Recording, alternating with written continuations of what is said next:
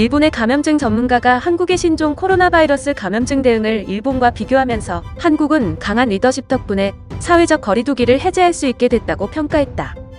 7일 스포츠워치 등에 따르면 이날 하쿠오 대학 교수이자 전 일본 국립감염증연구소 연구원인 오카다 하루에는 TV 아사히의 하토리 시니치의 모닝쇼에 출연해 한국의 신종 코로나 바이러스 감염증 대응에 대해 언급했다. 오카다 교수는 한국은 강한 리더십을 가진 지휘관을 두고 철저하게 해왔다며 그러니까 어제부터 꽤 해제했다고 평가했다.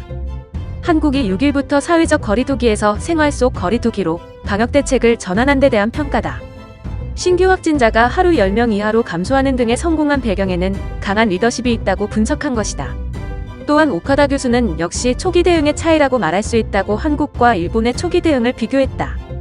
일본은 현재 코로나19 하루 신규 확진자 수가 100명대로 완화됐으나 감소세가 외출 제한 등 조치를 해제하는 데에는 충분하지 못해 전국에 발령된 긴급사태 선언 기한을 지난 6일에서 이달 31일로 연장한 상태다.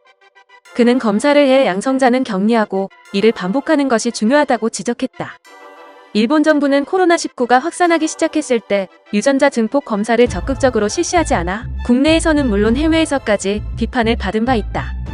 일본 언론에서는 죽을 때까지 아파야 검사를 해준다는 보도가 나오기도 했다. 이에 아베 신조 총리는 6일 PCR 검사를 강화하겠다고 거듭 강조하고 후생노동성은 PCR 검사 기준을 바꾸겠다고 나섰다.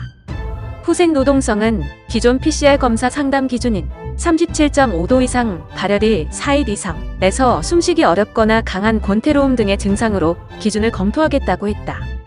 후생노동성은 이번 주 안으로 새로운 기준을 전국 지방자치단체에 공표할 방침이다.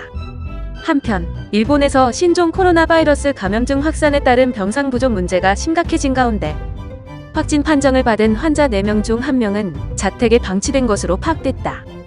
일본 후생노동성은 지난달 28일 기준 코로나19 확진 판정을 받은 환자 8,711명 가운데 입원자는 5,581명, 자택에서 요양하고 있는 이들은 1,984명, 호텔 등 숙박시설에서 요양하고 있는 이들은 862명이라는 조사 결과를 6일 발표했다고 교도통신이 이날 보도했다. 고령자나 장애인을 위한 사회복지시설에 머무는 환자는 147명이었다. 전체 확진자 중 사망자나 건강을 회복한 이들을 제외하고 집계한 결과다.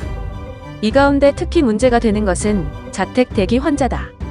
보건당국이 마련한 숙박시설에는 의료진이 대기하지만 자택에 머무는 이들은 긴급 상황에 의지할 곳이 없는 경우가 많다. 실제로 증상이 가볍다는 이유로 자택에 머물던 이들이 갑자기 상태가 악화해 사망하는 사례가 지난달 잇따라 보고됐다. 일본 정부는 지난달 23일 자택 대기 환자를 숙박시설로 옮겨 수용하기로 방침을 전환했으나 여전히 많은 환자가 집에서 머무는 셈이다.